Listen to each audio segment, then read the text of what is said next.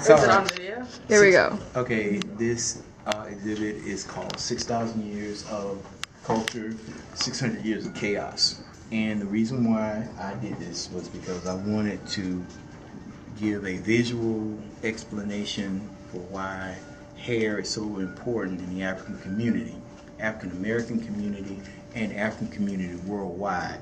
And I say worldwide, even Area 6, which is the African population outside of the African continent. This is a picture of me when I was about 18. That's when I first started doing collecting. I was about 18. I was in Egypt. That's Dr. John Heinrich Clark. That's a Dr. Asa Grant Hilliard. This is me. I'm about 20 in this picture. And that's Dr. Sheikh Anta Diop. And he was a Senegalese Egyptologist and one of the first people to get my attention on this subject matter. That's that obsession thing that they have about me. They had in ratemyprofessor.com. Okay, this is a small picture out of his book, The African Origin of Civilization. This is a Tutsi man, and this is Ramesses II, an image of Ramesses II. Okay, these headrests are from all over Africa and also China, because anywhere you find populations that have elaborate hairdos, they want to protect them. And this is one of the ways you protect your hairdo when you're asleep. Put it the rest of the neck and you sleep without moving. This can be a real personal issue with some people about touching their hair. This is a headrest from the tomb of Tutankhamun. He had about 50 of these. This is the god of the horizon, Rareti. This is the god Shu holding up the sky. This is Tutankhamun's mother. Her name was Kiya, K-I-Y-A.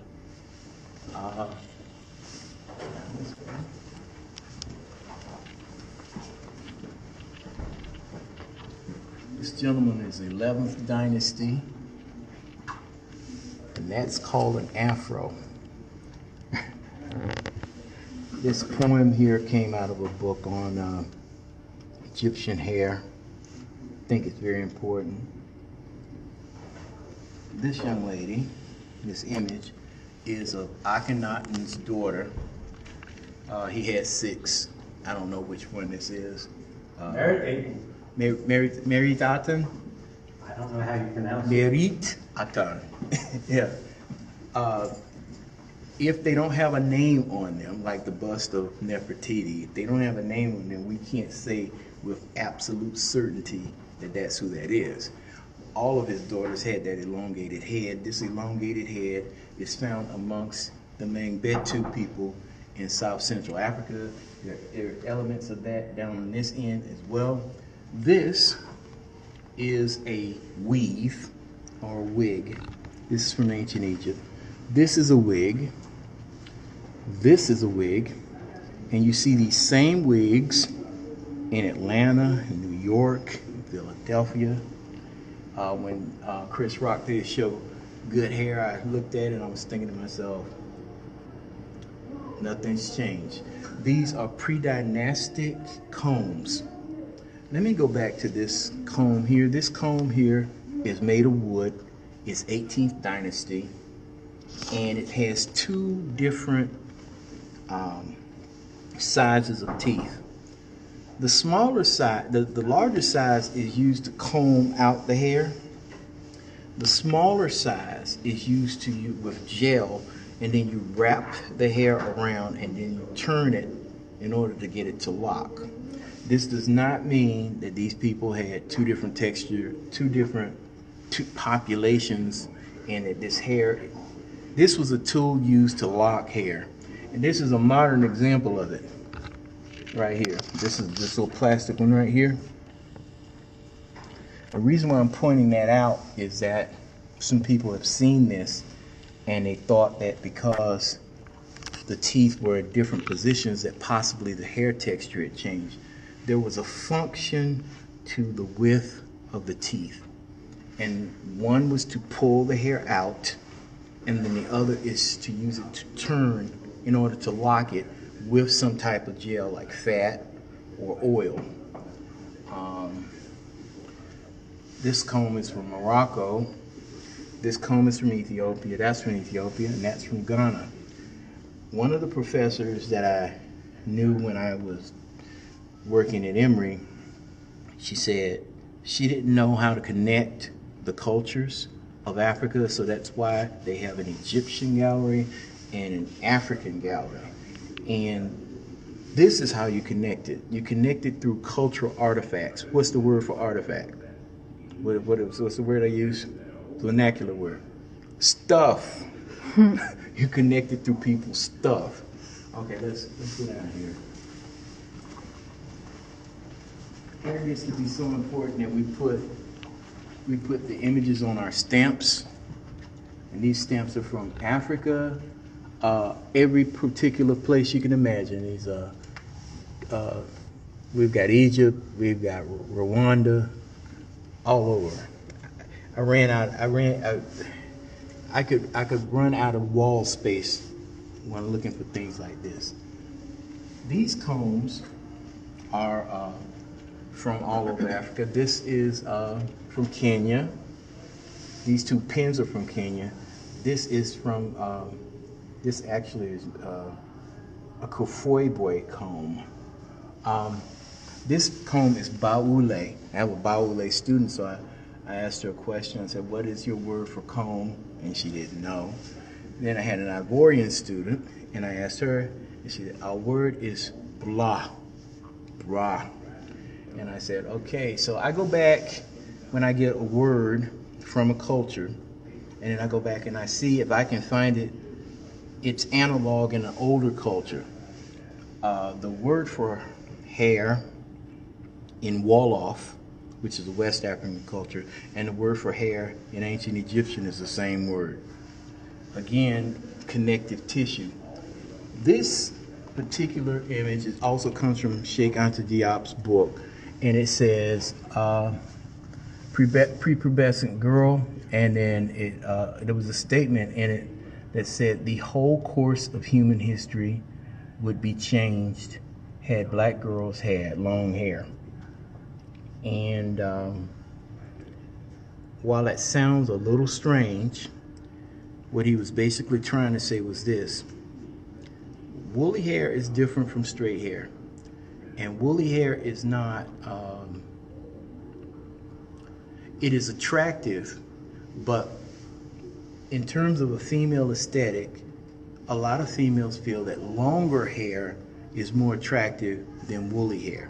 So how do you deal with hair? You lock it and you braid it. And later on we do things like relax it. And being a guy, I didn't know this, but there's an actual difference between relaxing and perming. It's supposed to be diametrically opposite. When things are not a part of your world, you can't figure it out. So I mean, for me, with all the hair I have, I never made the corollary.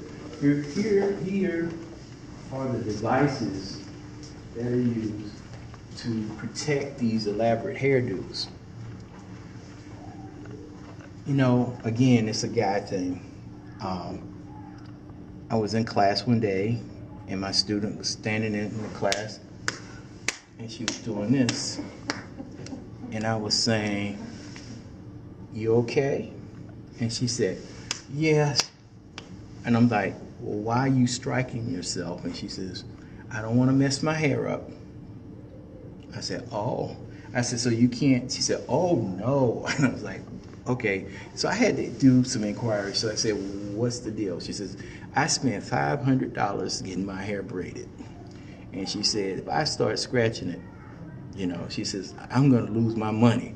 So this is, when you see somebody doing this, they have not lost their mind. They're trying to keep their money. Okay. This is a headrest from ancient Egypt. It is Old Kingdom. This is Queen Hatepheres. This is Khufu's mother. This is Senwosret's wife. This is Khufu is the builder of the Great Pyramid.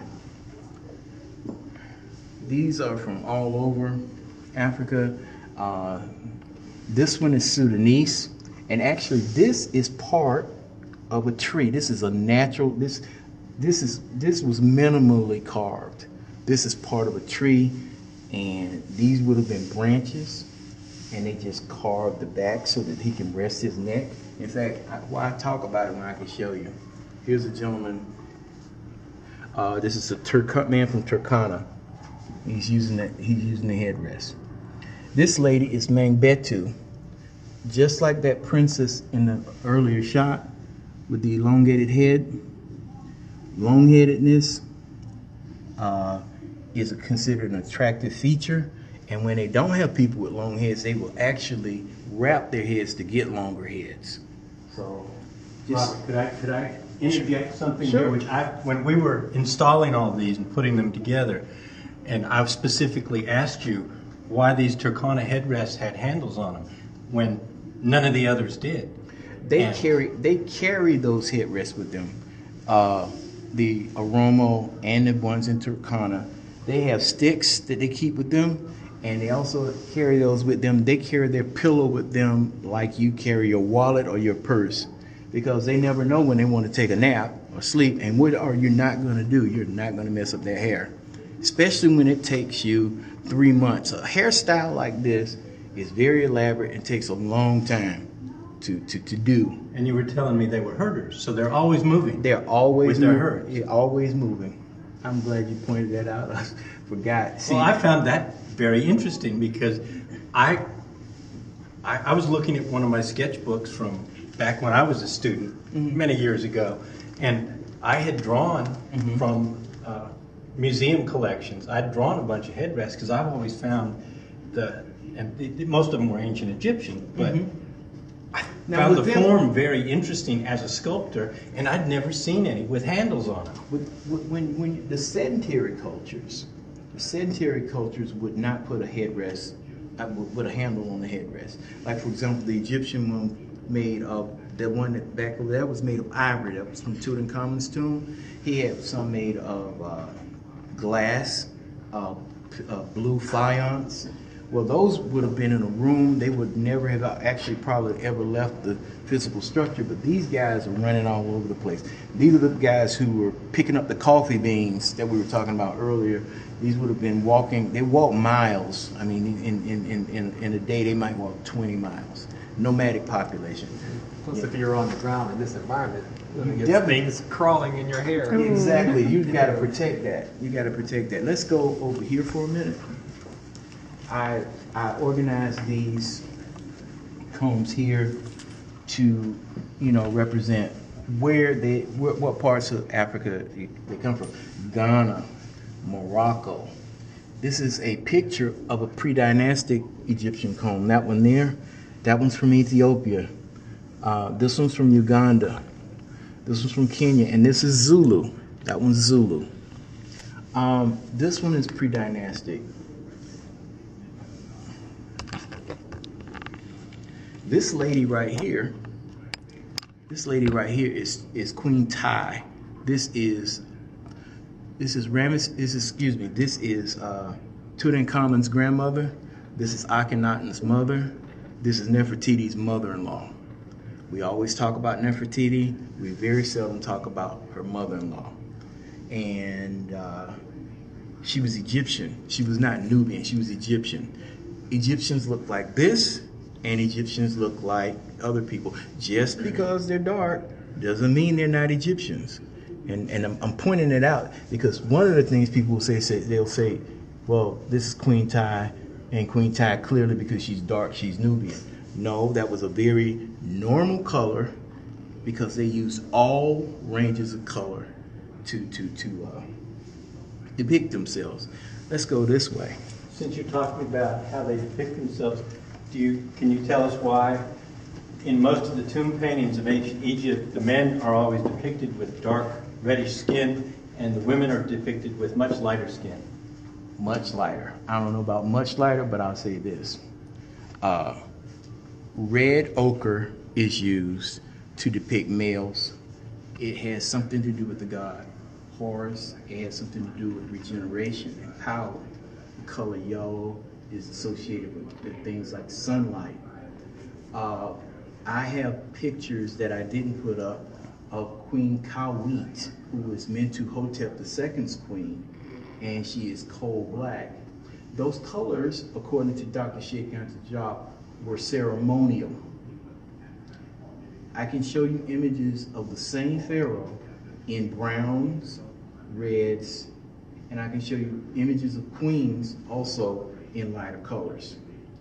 I'm not saying, first of all, Africans come in a whole bunch of shades, okay?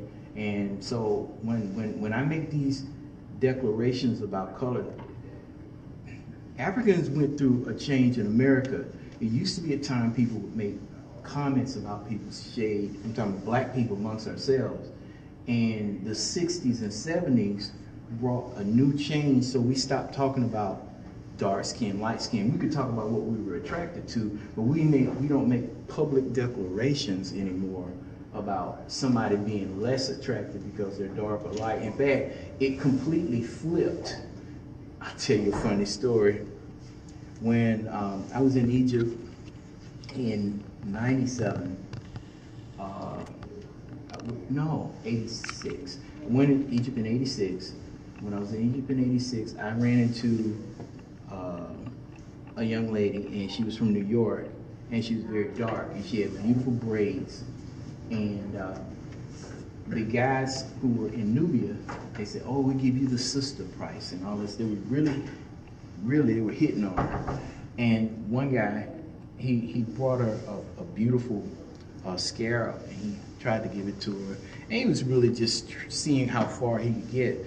And so he said, "My beautiful Nubian princess." And this was about after the 100th time she had been called that. And she snapped on him. She said, "I don't understand this yet." She said, when I was a little girl, I was all kinds of nappy-headed little black bitches. And now I'm a beautiful Nubian princess. Y'all need to make up your mind, okay? She was very angry because things had flipped, you know, and she became from being an object of scorn to something of great beauty. You see what I'm saying? And see, that's part of this thing, this schizophrenia. That's why the name of this art show is 6,000 Years of Culture, 600 Years of Chaos, because when we go through all these pictures are from West Africa. These are West African barbershop pictures. This is a hot comb. I would have killed when I was 12 or 13 to get a big old bushy afro like that, because I was real happy. There was two things I wanted: big platform shoes and a big old afro like that. And so, you know, but that same big old afro you see here is the same big old afro you see on the other side of that wall where that Egyptian princess is, you know. So this is my thing. I don't understand when I run into Egyptologists why they don't make this natural connection. Once this natural connection is made, maybe the people like myself, who they want to call rabid Afrocentrists, maybe once that connection is made, we'll shut up, because the obvious will have been stated. The young lady who hollered about being a beautiful Nubian princess and then flipped, her problem was she always knew she was beautiful. She didn't need any reinforcement. All she needed was an acknowledgement, and then just move on. You follow? Okay. This is a comb with Muhammad Ali on it. You'd be surprised how much stuff he's endorsed over time. Someone asked me, where do I get my stuff from? I get it from everywhere. I go anywhere. I've gotten so obsessed that I can't pass by a beauty shop without going in there looking for an Afro pick. And I'd been doing this particular Afro pick thing for about 4 years, back and forth, looking for different ones. I got this from a pawn shop in Atlanta in East Point. And the guy, I was debating, because I have a limited budget. And I wanted it so bad. And he said, look, man, he said, I'm going out of business. And he said, you better buy it. He says, because you'll never find another signature of his that's that straight. And I know, I said, the irony of that statement, because of the disease that he has now, I jumped on it, you know. Let's go here. And when I talk about the chaos, this is the chaos. This comb here is called a bone comb. And and by the way, made in Korea, made in China. These don't look like those African combs. These are made of plastic. The fist in and of itself might harken back to a much more ancient time, where that particular thing is called a power salute. This is a picture of a priest from ancient Egypt. This is Anubis. This is a 21st dynasty image. Okay, but what I'm trying to say is that little bone there, if you look in the original casing, they have this young lady, and she's got a straight hairstyle, and then the bone in her head looking like pebbles from the Flintstones, you know. So this was not, I don't think this was meant to be flattering, you know. And everybody keeps showing, when I put it in there, I wasn't trying to say, ooh, this is something I'm proud of. I mean, I was basically saying, look how far and how crazy this has gotten. And then if you look at the bottom of it, she's got the comb in her hand and she's using it like a weapon. You know, she's holding it like a weapon. And this guy is dressed up like a businessman. He's got that comb stuck in his pocket, in his lapel, like we would have our handkerchief, you know. So who controls your image? The persons that control your image control you. A friend of mine used to say, he who defines you confines you. Okay, so let's go here. This is another West African barbershop painting. They're very popular. In fact, I've gotten to the point now I see these same or very similar images. I know they look like they might have come from some part of New York or Atlanta or some other urban city, but it's urban like Lagos, Nigeria, or somewhere like that. So even 4 or 10,000 miles away, people use the same implements to do their hair. In Japan, African American culture has become extremely popular. So popular that Japanese people are getting afros, okay? And this is, actually they have a culture, they call it hoochie culture. And they are getting tans, and they're wearing hip hop clothes, and they're dressing like African Americans. I suggest you just YouTube it. This headrest is from Papua New Guinea. Papua New Guinea is a part of Oceania.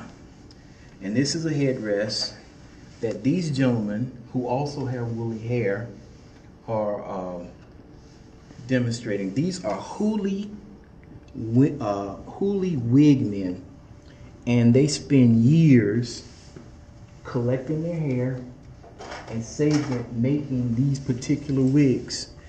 You're not a man unless you have a wig in their culture. And they have, one guy, he got in trouble with his tribe, and he is considered persona non grata because he doesn't have a wig. He has 4 wigs, but he can't retrieve them because of family dispute. But this is part of that. This guy here is from Fiji. This guy's from Papua New Guinea. Let's go back over here for a second. This guy's from Fiji. That guy right there is Sai Baba. That guy is a Wadabi, North African. They call them the people of the taboo. And they claim to be migrants from Nile Valley culture. In fact, their beds look identical to ancient Egyptian beds. They're fluted at the end like a lotus. This guy here is Little Richard, and he's doing that same primping right here. So I believe, and by the way, this comb is New Guinea. New Guinea, that's New Guinea. We have a Fiji. Yeah, that's a Fijian comb. That's also a Fijian comb. And that comes from China. And that comes from China. Okay. If you have any questions, I'd be more than happy to respond. I hope that, I think you and I are on the same page about the color thing. You're right. You will see many times red, brown, and yellow ochre. But it's ochre. Shaka Zulu used red ochre when he painted himself before war. In the Sudan, there are 3 different colored ochres that the women use, the Nuba women use, and they can tell what particular clan they come from by the color of the ochre that the women cover their bodies with. That ochre actually has medicinal properties because of the sun, the heat and stuff. Africans go to extremes to get their hair in a beautiful state. The word cosmetology comes from a Greek word, cosmos, which means to put in order. And that is a big, big deal.